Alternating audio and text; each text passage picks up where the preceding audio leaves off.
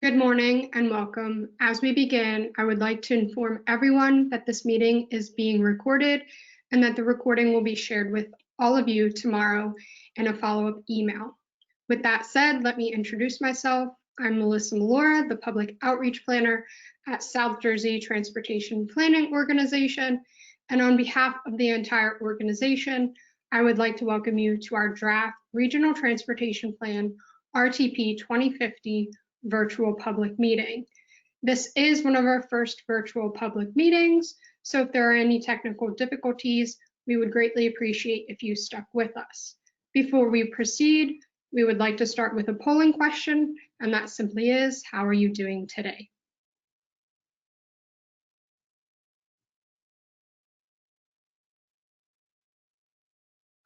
I'll give everyone a few more seconds.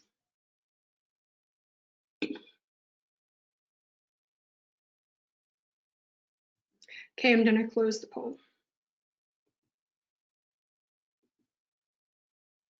Okay, so we got quite a few mixed responses. Some are doing good, some can't complain, and then some should have stayed in bed. Hopefully we can cheer you up and this meeting will make you feel better. Okay, so a few housekeeping items. SJTPO solicits public participation without regard to race, color, national origin, age, sex, religion, disability, or family status. All attendees are in listen-only mode and will remain in this mode until the question and answer session towards the end of the meeting. At that time, if you wish to comment aloud, please use the raise your hand feature found in the control panel and I can unmute and call upon you. If you do not wish to speak, please feel free to use the question box also found in the control panel, and staff will be monitoring the box throughout the entire presentation. Please note that your control panel may be minimized. To expand the panel, please click on the orange arrow and that should allow you to see all engagement functions. Moving on to our second polling question. In the summer of 2019, SJTPO did host public meetings for us to receive feedback on the RTP goals. So we would like to know if you attended any of those meetings.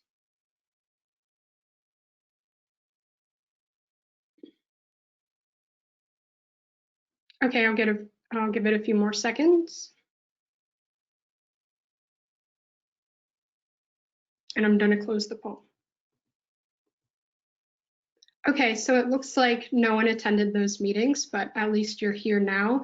And please note that we welcome feedback at all stages of plan development. Okay, so getting into the agenda, this is a 1-hour meeting, so I'm not going to read through the slide. Now I will introduce you to our RTP 2050 team. Next slide, please. Okay, so as mentioned, I'm Melissa Malora and I am the outreach manager for the plan. David Heller is one of our 3 program managers and he serves as the technical manager for the plan. We also have Alan Huff and Jason Simmons. They are our 2 other program managers and they oversee several topics in the plan. Last but not least, we have Jennifer Marandino. She is the executive director, so she oversees the entire organization as well as the overall RTP process.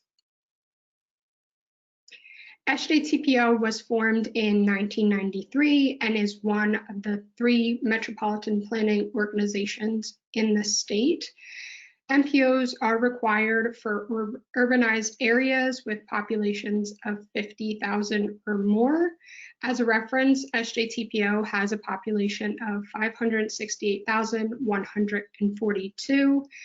SJTPO provides access to federal funds, serves as a technical resource, and works to promote state and federal planning priorities in Atlantic, Cape May, Cumberland, and Salem counties. The work of SJTPO is guided by the Technical Advisory Committee and the Policy Board. The TAC is comprised of planners and engineers from our member counties, and their collective expertise helps guide our transportation and technical activities. The Policy Board is comprised of mainly local elected officials of our member counties, and the Policy Board takes the recommendations of TAC, staff, and the public and makes the final decisions. Okay, so when registering for the meeting, you may have asked yourself, especially because I see some new folks, what is the Regional Transportation Plan? The RTP is a federally required plan and is to be updated every 4 years.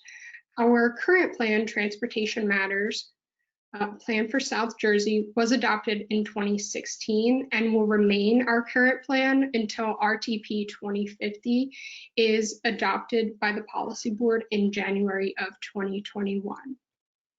So without an RTP in place, the region would not receive the federal funds, the federal transportation funds necessary to keep our transportation network in a working order. RTP 2050 guides how over $5 billion in federal transportation funds will be spent through the year 2050. And the RTP also identifies the goals and strategies, which Dave will be speaking to later on in the presentation. So staff has been hard at work with the RTP. Efforts began last summer when we held in-person meetings in each of the counties to gather input on the goals and strategies. Staff then used this feedback that we received to write the plan in between last summer and this summer, with internal review and formatting taking place during this time.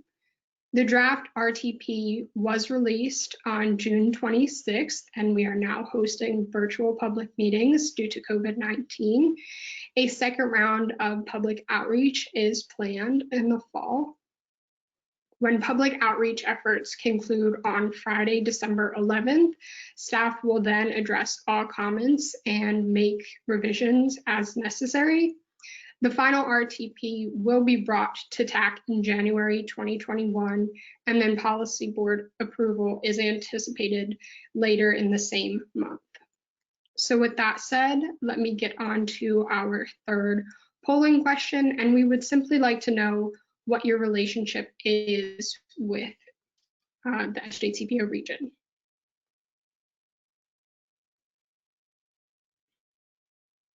And I'll give everyone a few more seconds to make a selection.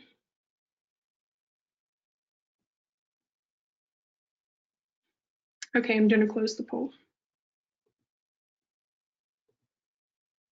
So it looks like we have a good majority who work in the region, but also some who travel and are tourists of the region. So thank you for that. And I will now be handing over the presentation to Alan Huff. All right, thanks, Melissa. Good morning. As she said, I'm Alan Huff, and I'm the Program Manager for Safety Initiatives and Public Outreach with SJTPO. So as was mentioned, our primary role we think of is being a resource to our subregions whenever possible. So this includes assisting them with any challenges they experience in navigating the projects, navigating them through the process. So over the course of the past several years, a number of issues have regularly arisen. So we've dedicated a portion of this RTP to bringing some of those issues to light and begin a more focused process of working to help our subregions overcome them. This is kind of a special section of the RTP this year. The top 5 issues include funding imbalance, major projects, inequitable access, regulatory burden, and infrastructure at risk. So we'll expand more on each of these in this discussion. So the first issue, funding imbalance. The amount of transportation funding to jurisdictions in the SJTPO region is not in proportion to its population, seasonally adjusted population, vehicle miles traveled, roadway mileage, or persons in poverty. So there have been long-standing concerns over a number of years expressed within the region that the funding that streams into South Jersey falls short of the needs of the region relative to the rest of the state. The 4-county SJTPO region is shown here in the chart in blue. The other 2 portions of the state are in gray and orange. So following along with the blue numbers, you see that the funding that our region receives from NJDOT and NJ Transit combined total to 5.1% of the statewide funding. That's on the first line. Compare that to year-round population, about 6.5%. Seasonally adjusted population, so that accounts for summer residents as well as visitors in the region at any given time during the summer, almost 9%. Vehicle miles traveled, 7.5%. Roadway mileage, over 13%. Persons in poverty that live in our region, almost 9%. And on the bottom line, you can see that the average of all these factors together comes to 9%. And you can see that all of these fall below, or the funding falls below any of these factors.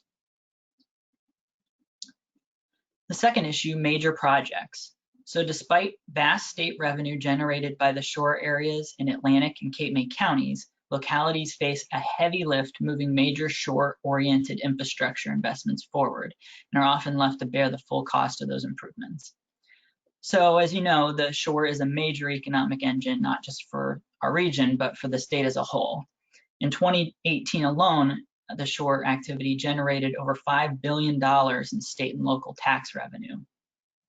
And Atlantic and Cape May counties lead the way in the state. They have the highest and second highest number of tourism trips, with 20 million in Atlantic County, nearly 10 million in Cape May County. The local impact of the shore obviously can't be understated. However, paying for the infrastructure for all these visitors is a major burden on local governments. Local roadways have to safely serve a large number of vehicles, bicycles, and pedestrians. This requires a dense grid of intersections, many with signals, and each one of those signals can cost hundreds of thousands to replace. It's also important to note that bridges, boardwalks, seawalls, these are all very large, complex, ecologically sensitive infrastructure projects. So it's important to note, like as an example, that the Ocean Drive Bridge, which is the bridge that connects Wildwood Crest to Cape May in Cape May County, this is a local roadway project, and it's expected to cost over $200 million. We're working with the county on this project right now. So despite all this, and despite the vast state revenue from tourism, the state assistance with these projects is minimal. The only notable program for this is the iBank, the infrastructure bank.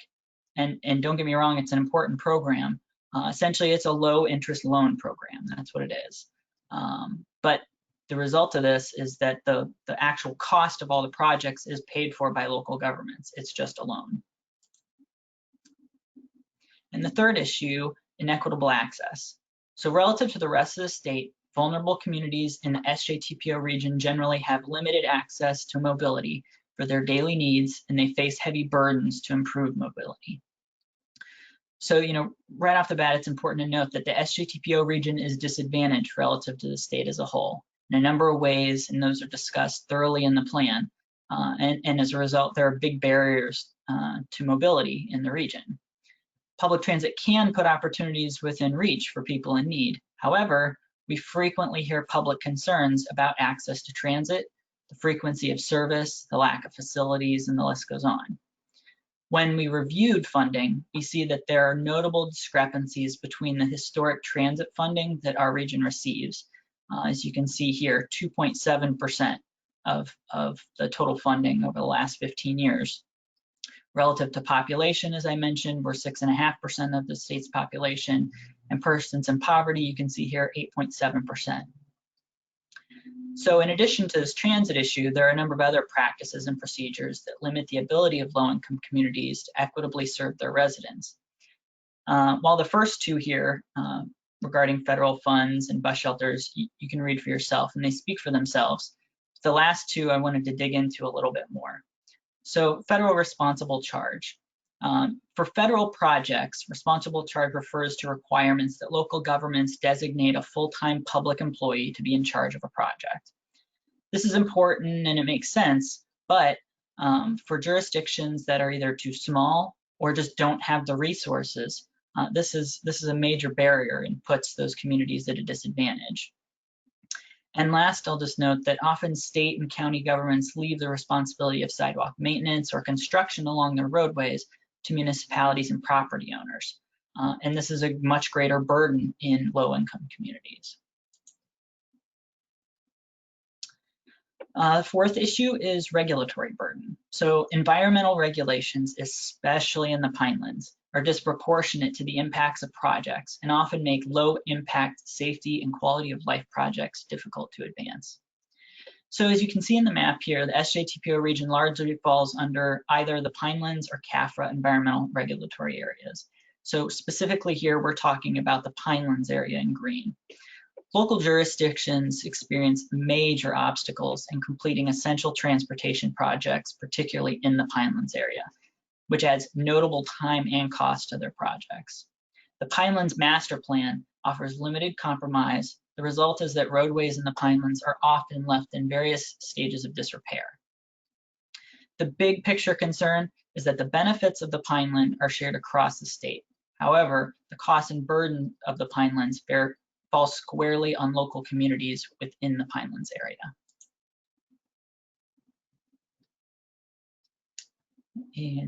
All right, and the last issue, infrastructure at risk. So sea level rise, increased storm severity, and increases in precipitation, all the result of climate change, put aging, already taxed infrastructure in the SJTPO region at risk. So the first of these three, sea level rise. So the New Jersey coastal area is much more likely, 66% more likely to experience sea level rise of 0.5 to 1 foot by 2030 and 1 to 2 feet by 2050. It's important to note that this is because the New Jersey shoreline is actually sinking while oceans are also rising. Areas expected to be impacted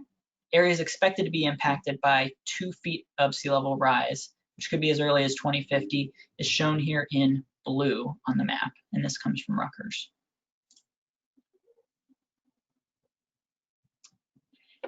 Next, storm surge. So as you may know, storm surge refers to water being pushed onshore by a storm's winds. This map shows the impact of storm surge from a Category 3 storm, which would be similar to Superstorm Sandy. It's important to note that one Category 3 storm would not hit all the points identified in red here. This generally reflects a direct hit from a storm. So, a storm that hits Atlantic City head on would have a lesser impact down in Cape May and vice versa.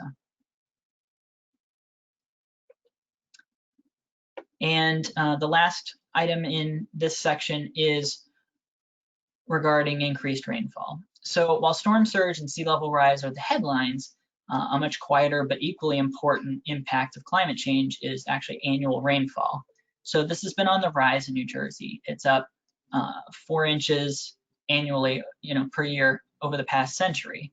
2018 went on record as the most rainfall in recorded history, despite there not being any big storms that year. Most scientists and researchers expect the frequency and intensity of the storms to increase. As a result, more flooding. Next slide. So SJTPO is going to work with our partners in the coming years to try to address these issues. And here are some ways that we've identified to start that work. So for all the issues, we need to work to communicate the impacts of each one of these to the public and to elected officials in hopes of moving the needle.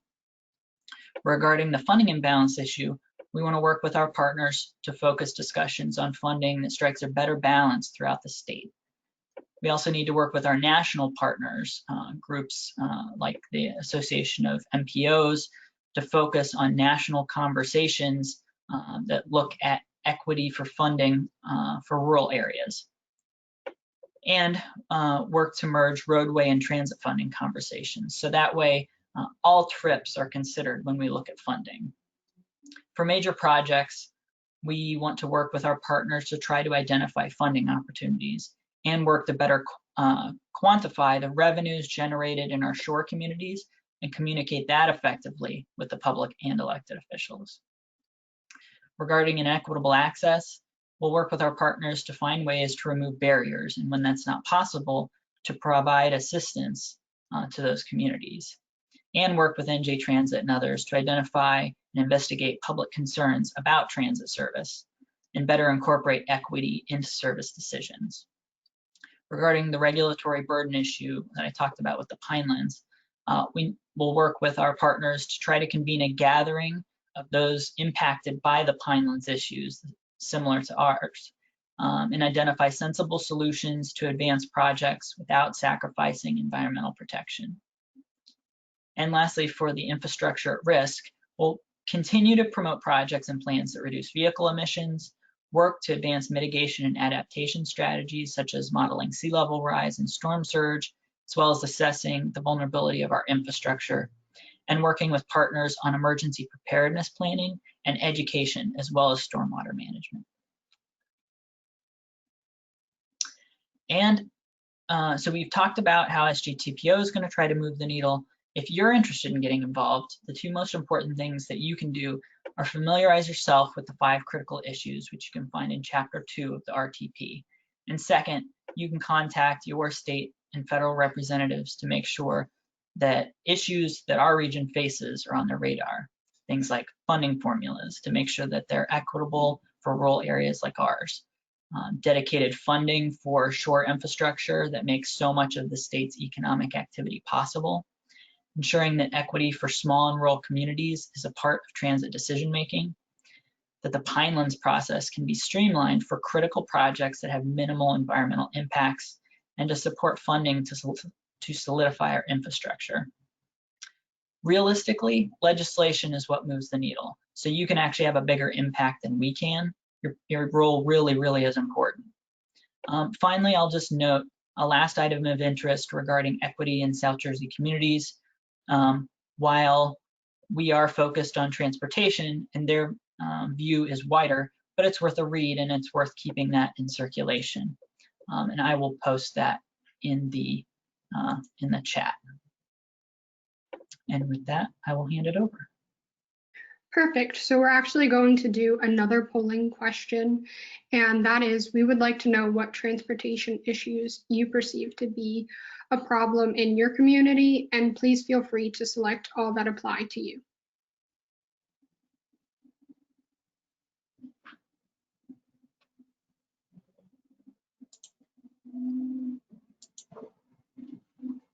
I'll give everyone a few more seconds to answer.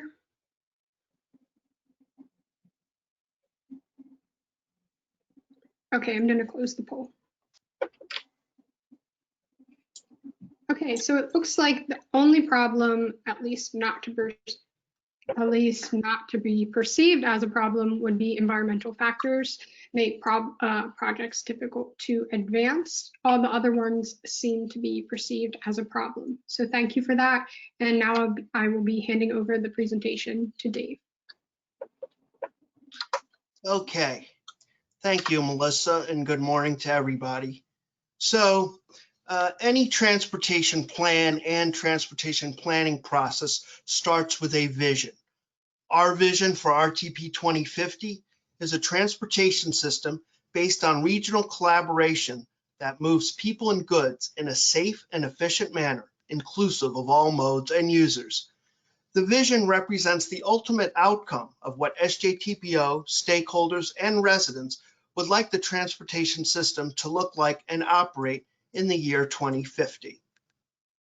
Next slide, please. So underlying the vision are a series of goals. The goals are a series of broad statements that define what we want to achieve in our region. Goals are intended to achieve the vision.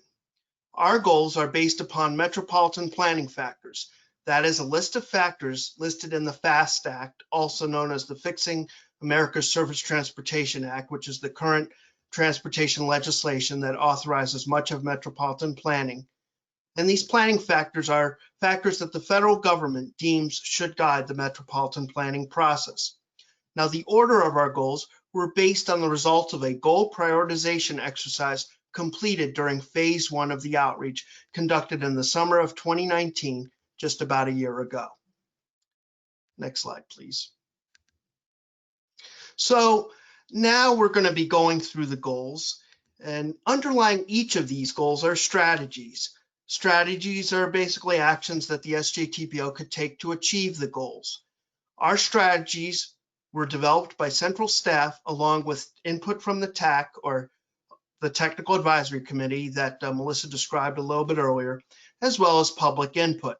Now, a handout listing each of the goals and strategies, I think is put in your chat box or slightly above the chat box that Melissa put at the beginning of the presentation. Now, for the purposes of time, I'm only going to go through a handful of all the strategies, but I do want to point out that all the goals and strategies are pointed out and described in more detail in Chapter 4 of the RTP 2050, if you haven't already read it. And a final note about the strategies in general, we really made an attempt to make them actionable, i.e. strategies that the SJTPO could actually act upon as opposed to just being aspirational. So now I'm going to, again, go through each of the goals and just highlight a few of the strategies just to kind of give you a taste. The top ranked goal is promote accessibility and mobility for the movement of all peoples and goods. Now, indeed, the major function of any transportation system is to provide accessibility. That is, access to important destinations such as work, shopping, education, recreation, etc. Systems also provide mobility. How do you get there? What roads or other modes such as transit or bicycling, walking do you take to get to your destination? So a sample strategy, or just a strategy to point out, advanced transit for the transportation disadvantaged. We want to ensure that the most vulnerable populations, such as the disabled, elderly, and poor, have the means to get to their destinations. The Access for All Transit Plan, which is SJTPO's Regional Coordinated Human Service Transportation Plan update, and that's currently in progress, will aid in carrying out this strategy as it identifies the needs and gaps in this area and will make recommendations to fill those gaps. Next slide, please. So the second ranked goal is mitigate traffic congestion and promote efficient system operation. Now, while the SJTPO region is generally not congested relative to other areas in other parts of the state, the significant seasonal population influx of almost threefold during the summer, as Alan mentioned in the critical issues earlier, causes major traffic congestion in the summer tourist season. By mitigating traffic congestion, we mean reduce traffic congestion. And promoting efficient system operation are strategies that optimize the performance of the existing infrastructure through various strategies. Next slide, please. The third ranked goal is restore, preserve, and maintain the existing transportation system.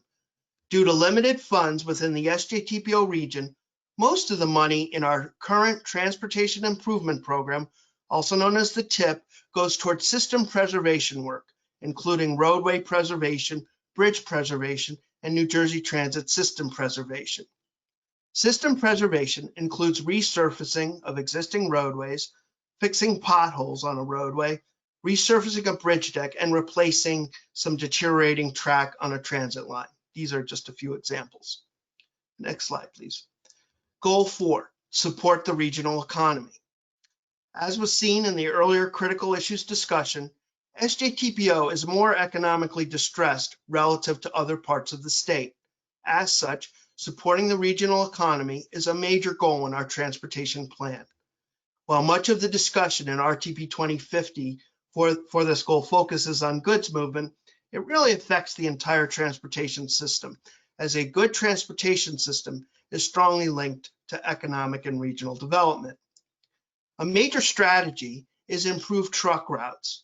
By this, we will be working with our regional partners to identify and evaluate truck routes and other critical freight corridors for accessibility, reliability, safety, and other system performance measures in order to develop and prioritize projects. In addition, as part of our FY 2021 work program, the SJTPO is planning to prepare a regional freight plan that highlights the specific needs of county and local roadways to enhance the movement of goods. Next slide, please. Goal 5, improve the resiliency and reliability of the transportation infrastructure. In the context of transportation, resiliency could be defined as the capacity to sustain a shock, recover, and continue to function, and more generally cope with change. This should be very familiar to most residents of this area, as we experienced Superstorm Sandy in 2012, as well as other extreme weather events, including Hurricane Isaias just a few weeks ago, which has really tested the resilience of our transportation system. Reliability in the context of transportation often refers to travel time reliability, which reflects variability of travel time. A reliable transportation system dependably provides users with a consistent range of predictable travel times. Next slide, please. Goal 6, increase and enhance opportunities for travel and tourism. Now, as was stated in the critical issues section earlier, tourism dominates the economic and transportation landscape in the SJTPO region. For many residents of both the region and visitors to the region, a highlight of the summer is a trip to the Jersey Shore, much of which lies in Atlantic and Cape May counties in the SJTPO region. So it makes sense that a major goal for our transportation system would be to increase opportunities for travel and tourism. A major strategy is Advanced South Jersey Trails. South Jersey Trails is an initiative to build a multi-purpose trail system within the SJTPO region that would connect major attractions within the region. This is somewhat analogous to the Circuit Trail system in the Delaware Valley Regional Planning Commission region, which is the Philadelphia MPO. Next slide, please. Goal 7, improve transportation safety. In 2018, there were more than 12,000 crashes in the 4-county SJTPO region and 33 fatal crashes.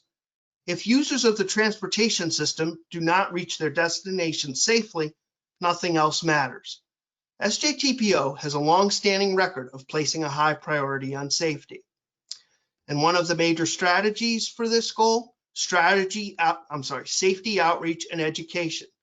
SJTPO collaborates with a number of organizations on programs that address different facets of safety. We present education programs to schools within the SJTPO region. These include programs for drivers of all ages, such as defensive driving, and programs for high school students, such as Share the Keys and its basic physics. These are just a sampling of the major programs, and they are all described more fully in the plan. Goal 8, enhance the integration and connectivity of the transportation system.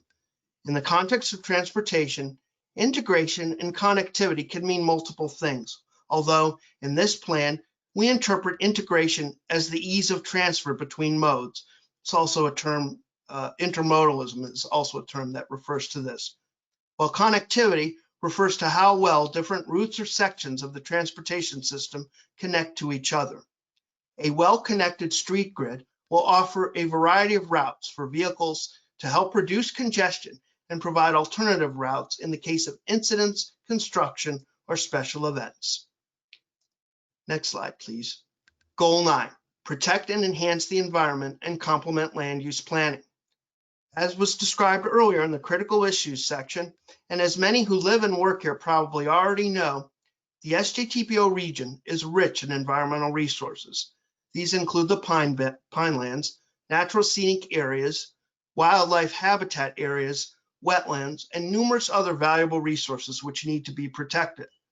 While state laws help in this effort, the SJTPO must always consider the negative effects of vehicular traffic on the natural and human environment in its planning. Next slide, please. And finally, improve security. Within the context of transportation, security planning focuses on the protection of critical infrastructure by preventing, preparing against, expediting responses, and facilitating quick recovery in response to a major natural disaster, such as a hurricane, or a man-made event, such as an incident at a nuclear power plant. And I think for those of you who don't know, we do have a nuclear power plant in our region in Salem County. While SJTPO has many critical infrastructure assets within its confines, we do not own or operate any infrastructure assets. As of now, SJTPO has a more limited role in this area compared to some of the previous goals, but we will undoubtedly be expanding our role in this important area in the future. So in summary, All these goals and strategies, again, can be found in Chapter 4 of the RTP, which goes into more detail on each of the goals and the strategies, as well as future projects and programs that will help to meet these goals. And now I will hand it off to Alan Huff, who will talk about.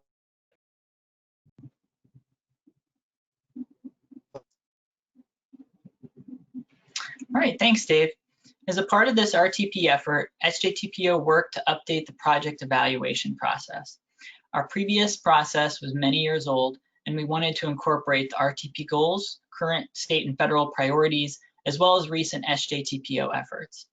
It's important to note that this process will take effect with the next call for projects for our Transportation Improvement Program, or TIP, which will begin later this year. In general, it incorporates two core elements: a pre-evaluation process as projects come in, and a scoring process to prioritize projects that move forward. The pre-evaluation process looks at the beginning to assess if there are reasonable ways to make projects better and work with communities to make improvements by addressing safety, especially where there are crash problems, ensuring that problems fit the location, such as including complete streets elements as appropriate, including all users in the design, focusing on freight to ensure that projects enable economic development, determining if and how we can fund them, and measuring the air quality impact to ensure the project may move forward. The scoring process looks at the final candidates, and when the funding will not cover all the projects, determines which ones should move forward. So this directly includes each of the RTP planning goals that were discussed here. It also addresses federal performance-based planning target areas to ensure that we're keeping up with federal targets that are designed to ensure that dollars are spent wisely and can measure their benefit, and assess how projects measure against each other's regional priorities. This is conducted by SJTPO staff with input and oversight by the Technical Advisory Committee and the Policy Board. So this is really where the rubber meets the road in implementing the goals that Dave just talked about. So now Dave will talk again about the financial plan. Okay, thank you, Alan. So the financial plan is one of the major components of the RTP 2050. It addresses how proposed projects and programs in the region are funded. By federal law, the Regional Transportation Plan must be fiscally constrained, meaning that we must demonstrate that there is adequate funding to operate and maintain the existing system and implement capital improvements included in the plan. The TIP, which includes projects that are funded and already programmed, goes from FY 2020 through FY 2029. Now, on the right of this slide is a pie chart depicting the mix of project types in the TIP. Next slide, please. So this slide is a snapshot showing the total amount of federal aid and state funds and how it was allocated to the SJTPO region in FY 2020. As you can see, the funds to the SJTPO region are allocated through a number of federal programs for both roadway projects, as indicated on the left-hand column, and rail projects, as indicated on the right. Of these programs, SJTPO only has discretion of only a handful of projects, and they are highlighted in the dark blue on this left-hand column. These programs are all described more fully in the plan. In FY 2020, the SJTPO region received federal funds totaling about $80.3 million via New Jersey DOT for roadway projects and $15.2 million via New Jersey Transit for railway projects, and these are highlighted in yellow in the upper left. The SJTPO region also receives money from the state via the New Jersey Transportation Trust Fund. In FY 2020, this was about $39.1 million via New Jersey DOT and $16.9 million via New Jersey Transit. And these figures are highlighted in the lower left in the green. Next slide, please.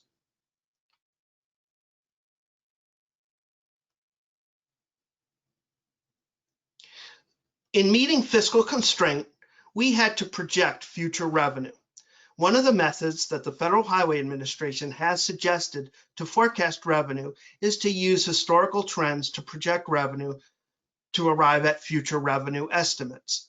As such, to get projected funding assumptions, we applied a growth rate based on the historical trend of New Jersey DOT and New Jersey Transit funds distributed to all 3 New Jersey MPOs from FY 2004 to FY 2019. And that's what's depicted on this slide. Next slide, please. Using this historical growth rate in funds that you just saw on the previous slide, we projected SJTPO funding available in millions of dollars from FY 2030 through FY 2050. The funds from FY 2020 through 2029 are already programmed from the FY 2020 through 2029 TIP. The total projected funding over the next 30 years sums up to just about $5 billion. And now I will turn it over to Melissa again. Thank you. Okay, so thanks, Dave. Before we get to your questions and your comments, we do have 2 more polling questions, and they relate to COVID-19. So the first one being, how has COVID-19 impacted your driving habits?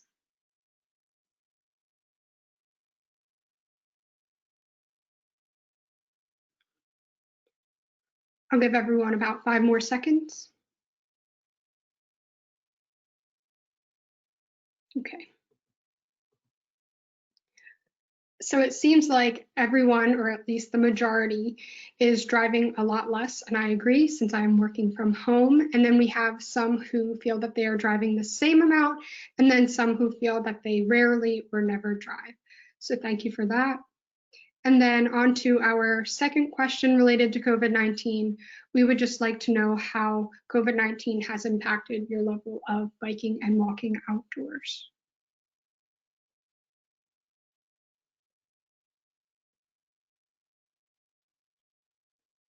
Again, about 5 more seconds. Okay, perfect. All right, so 38% feel that they are biking and walking outdoors the same amount. Some say that they rarely or never bike and walk outdoors. And then some people even feel that they're biking and walking outdoors more. I am not. I am not someone who bikes and walks outside too much. Okay, so now we can start the question and answer session. The 3 program managers, they will now turn on all their cameras. Remember that you can either type your questions in the question box, or you can use the raise your hand feature and I will unmute and call upon you. Another thing, as mentioned earlier in the meeting, your control panel may be minimized, and if so, you just have to click the orange arrow, and that should expand and show you all of the engagement functions. So we have roughly about 20 minutes to go through question and answers, and then we will just wrap up the presentation with 1 more polling slide question, and then 1 more conclusion slide. Okay. So we do have a question. Let me bring that up. And the first question is the Pinelands regulation lack of flexibility due to dated regulations and need for updating? I feel that, Jason, you can handle this question. Thanks, Melissa. I tried to respond briefly in the chat, but the Pinelands regulations, from the input that we've received from the subregions and our experience is maybe less of an issue of updating the regulations as much as the flexibility. And the flexibility is what really kind of holds up some of the projects. And maybe a more important component is the severity of the countermeasures. So for a good example is if you have to widen a road in the Pinelands, and I'm not talking about adding a new travel lane, I'm just speaking of like adding a shoulder width that is up to today's standards, that would trigger certain requirements from a drainage mitigation standpoint that makes the project either impossible or causes such a delay due to time and additional engineering or cost. So it can really get complicated quickly for something as simple as widening a shoulder from, something that is below today's standard to a 3-foot shoulder that would be more to what your typical standard would be. Perfect. Thank you, Jason. Moving on to our second question. Dave, I think I'll hand this one off to you. Are there plans to extend public transit access in the area like the proposed Glassboro-Camden line? Okay, well, thank you for that question. As far as the Glassboro-Camden light rail line, it is mentioned in our plan. And as of now, the Delaware River Port Authority is investigating the feasibility of a light rail transit line between Camden and Glassboro. Now, Glassboro, as I think most of you know, is not in our region. So, but I think it can be said that it will probably impact our region and induce people to use the line from our region. Now, at the current time, New Jersey Transit is providing technical assistance to advance the environmental review for this proposed 18-mile light rail line. And this review is necessary for approximately the $1.6 billion to become potentially eligible for federal capital funds. However, designation of a project sponsor and identification of funding sources remain outstanding issues. SJTPL will continue to monitor this project, as a Glassboro-Vineland link may be more feasible if a Camden-Glassboro light rail transit line is implemented. As far as other expansion or access to other transit lines, we will continue to work with New Jersey Transit to ensure that we can improve access, meet existing access needs, and even improve access to the bus lines and of course the Atlantic City rail line. Perfect. Thank you, Dave. Moving on to our next question, we would like to know, how has the impact of COVID-19 affected transportation planning? And Alan, I believe you can answer that question. Yeah, that's a good question. So, I mean, broadly speaking, this is still going on, and we're still, really in the middle of this. So, I mean, exactly how this is all going to play out in the end, is going to determine a lot about how much we need to change what we're doing. I'll say in terms of the RTP, the draft that we have out doesn't really reflect COVID, because we were working on the RTP, we were working on it before COVID started. We were really just finishing it up when this all started. We do intend to try to do a little bit of an update prior to the final adoption, so we can kind of highlight some changes that have taken place throughout the document. So that's RTP. And in terms of transportation planning in general, I mean, from what I've seen generally, the projects are still moving forward. The money hasn't stopped coming in for projects. Hopefully that doesn't change. Projects aren't really being delayed other than, where public outreach is concerned. I've got a project myself that, is, for every other reason continuing to move on, but was delayed for a few months because we were trying to figure out how to do public outreach in a way where people could actually participate, and we weren't leaving people out who didn't have access to internet. But I mean, realistically, from advancing the projects at this point, I feel like that's probably the most significant change I've.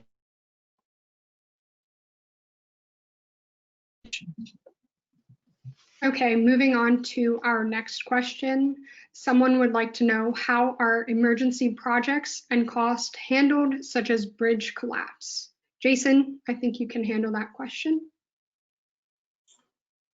I'm sorry, could you repeat it one time for me? Sure. How are emergency projects and cost handled, such as bridge collapse? Wow. I'm not sure if I can give you a fantastic answer on that, because there's a lot of variables. If it's a local bridge, if it's a state bridge, or something owned and maintained by one of the authorities, like the Parkway or Atlantic City Expressway, So if something were of that nature were to happen, there are, emergency mechanisms for funding, either through their own capital programming or through, depending on the severity of it, would be the iBank, or the state would have to, come up with those with additional funding. Most of the federal funding that's programmed in the SJTPO region is done early on, and all of the money is typically accounted for. So for an emergency project like that, it would have to be some sort of other funding type. Dave, do you have something to add on that? Yeah, I'll just add, again, thank you for the question. As I think, as you recall from my, my portion of the presentation, increased security, that was goal 10. And one of the strategies is working, which I didn't read, but it's in the plan. It's working with our subregions to apply for like emergency grants that are, generally administered by like FEMA, Federal Emergency. Are very data intensive and there's a lot of requirements. So we could be a good resource for the counties and the subregions to apply for these grants. As I said also in some of my remarks, as we are not an implementing agency and we don't own any infrastructure assets, a quick response to these emergencies, we have more of a, I would say maybe a secondary role where, again, we focus on the long-term planning. But of course, along with that increasing security goal, of course, we want to be, as much in communication with what the county's needs are, the subregions' needs are in meeting these, meeting these needs. So obviously, like I said, sometimes there's a disconnect between what the the planning side of the equation and the operations side. So that's one of our goals, is to try and strengthen that linkage. I don't know if that answers the question, but. Perfect, Dave. Thank you very much. Okay, so I'm just gonna, we do have another question coming in, so let me take a look at that. Okay, so the person who asked the question said that you did a very good job and that, yes, you answered their question. Thank you. Very good. Thank you. Okay, seeing that we don't have any questions, I will now move on to our next polling question, but feel free to keep the questions coming and we can always come back and have the project managers back up and answering your questions. Okay, so in terms of what we are going to do next, we are going to ask our final polling question, and that is, how did you find today's public meeting? Did you find it helpful, not helpful?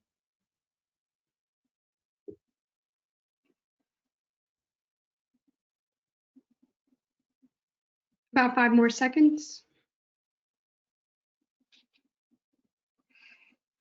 Okay. So it seems like we're split 50-50, found it very helpful and then somewhat helpful. So thank you. And if you have any feedback for us, please feel free to use the question box and we'll be happy to hear what you have to say. Okay, so this is our last slide. And as mentioned at the beginning, we will be sending out the recording tomorrow in a follow-up email. We are accepting comments through Friday, December 11th, and there are additional ways to comment. So if you think of anything after the meeting, we have a Google form available on the RTP webpage at sjtpo.org/RTP. You can also email us at rtp@sjtpo.org, or you can also find us on Facebook and Twitter by searching at SJTPO, which I know some of you found us through Facebook, so thank you for that. We also have 2 additional meetings. The content presented, at least what we present, will be identical to today's meeting. So please inform anyone who you think may be interested. Please let them know and have them register. And then also, as mentioned, we do have a second round of public outreach that will be held in the fall, and we have more details to come. Okay. Alan, Dave, Jason, do you have anything to comment? I'm not seeing any more questions coming in. We do have about 5 more minutes. Just thanks to everybody who attended, and stay safe. Okay, well, perfect. With that said, I'm not seeing any more questions coming in, so I think that we can end the meeting here, but please do not forget that if anything arises, anything comes to your mind, that we do have all the ways listed on the right. You can contact us at any time. We thank you for your enthusiasm today and ask that you complete the survey that will launch at the end of the meeting. And with that, be well and take care. Thank you very much.